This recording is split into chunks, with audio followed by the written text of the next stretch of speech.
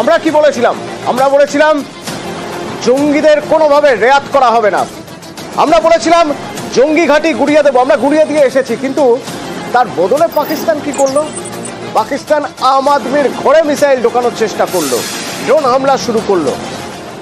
যদিও 80% আমরা 80 কেন 90% আমরা আকাশেই গুড়িয়ে দিয়েছি, তবু তো দু একটা পড়েছে। রাজৌরির ছবি দেখুন।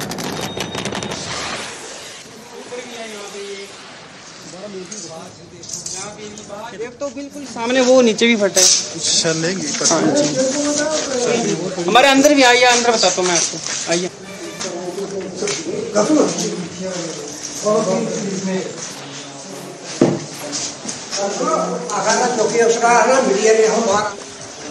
तो रात को ये जो फायरिंग हुई है पाकिस्तान की तरफ से, इसमें बहुत ज्यादा ही डिस्ट्रॉय हुआ है। यहाँ पे हमारे घर पे अंदर ही जो है ये बम पड़ा है। रात को लगभग 1 बजे के लगभग फायरिंग शुरू हो गई थी। यहाँ पे 8 के 7 बम पड़े। यहाँ पे काफी ज्यादा नुकसान हुआ। हमारे घर पे दरवाजे टूट गए, मतलब जो विंडोज थी वो टूट गई हैं, गेट टूटे हैं, शीशे, मतलब ग्रिल, सब कुछ, मतलब फ्रंट एरिया पूरा मकान का जो है उड़ गया है।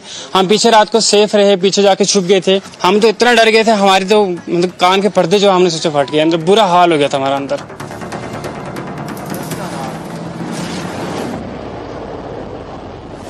আমরা জঙ্গিদের ঘরে ঢুকে মারবো বলেছি, মেরেওছি, আর তাতেই ভয় পেয়ে আম আদমি সাধারণ নিরীহ নিরস্ত্র মানুষের বাড়িতে মর্টার ছুটছে।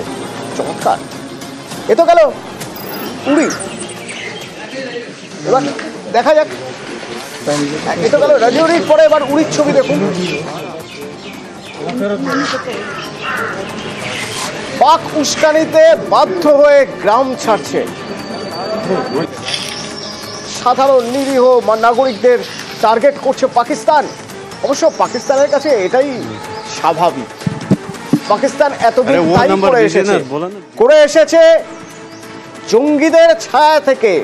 কি না যা করছে জঙ্গিরা করছে, পাকিস্তানের নাকি কোনো দায় নেই।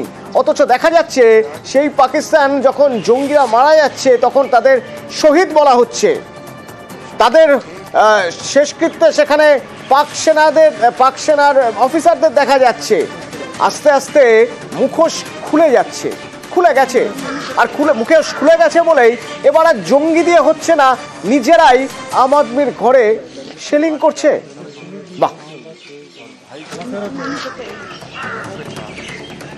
इस वक्त हम उड़ी में ग्राउंड जीरो पर मौजूद है और जहां रात भर पाकिस्तान ने सिविलियन आबादी को टारगेट किया और उसकी वजह से काफी खौफ हिरास फैल गया है और लगभग 80% जो आबादी थी वो पहले ही उड़ी से निकल चुकी थी। या इस्लामाबाद या कलगई की अगर हम बात करेंगे तो इन एरियाज से पहले ही आबादी जो थी वो नकले मकानी कर चुकी थी। अब जो लोग यहाँ पर थे वो आज सुबह सुबह निकल रहे हैं और हम विजुअल्स में आपको दिखाना चाहेंगे कि किस तरह से लोग जो है ये रात भर सेफर मकामात की तलाश में थे, क्योंकि शिद्दत जो थी इन बम ब्लास्टर्स की वो काफ़ी थी और जैसे मकान जो थे या स्ट्रक्चर्स जो थे तो उसकी शिद्दत साफ तौर पर महसूस की जा सकती थी। वो मकान जो थे लरज़ उठे थे और उसके बाद कहीं ना कहीं जो ये लोग थे परेशान थे, परेशानी के आलम में सेफर लोकेशंस ढूंढने की कोशिश कर रहे थे।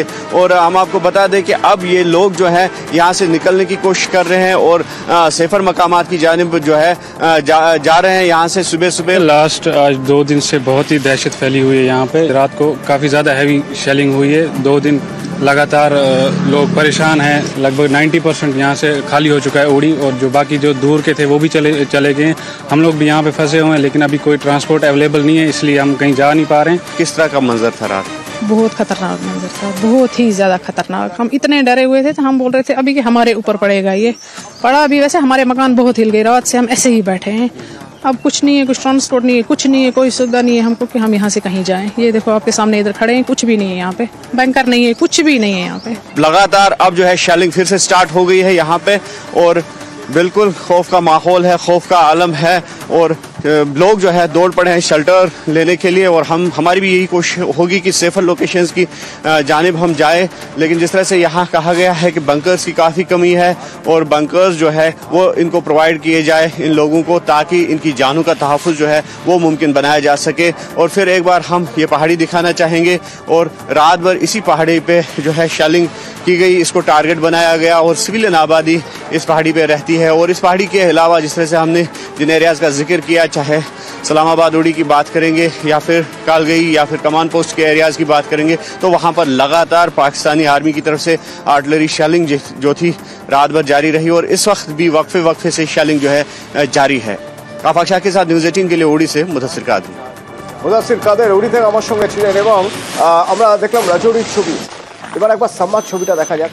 রাত ভোর যেভাবে সাম্বার উপরেও গোলাবাড়ি চলেছে, বর্ষণ হয়েছে, গোলাবর্ষণ হয়েছে, তার 90%-এরও বেশি আকাশেই নষ্ট করে দেওয়া সম্ভব হয়েছে। কিন্তু মানুষের মধ্যে টেনশন থেকে গেছে, একটা আতঙ্ক থেকে গেছে। সেজন্য আজ সকাল থেকে দেখা যাচ্ছে দোকানপাট প্রায় বন্ধ।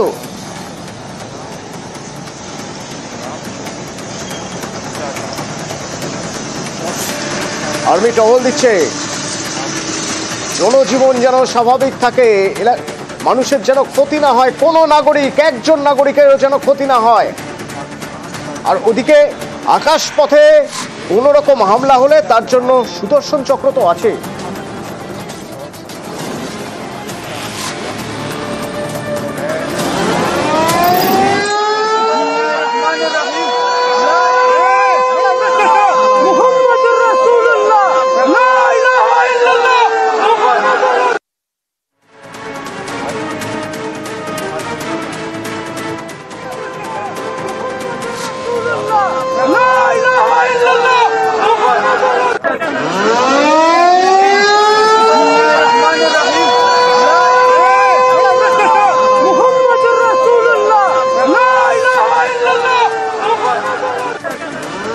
শিয়ালকোটের ছবি দেখলেন তো, কিরকম আতঙ্ক, কিভাবে দৌড়াদৌড়ি, হুড়োহুড়ি।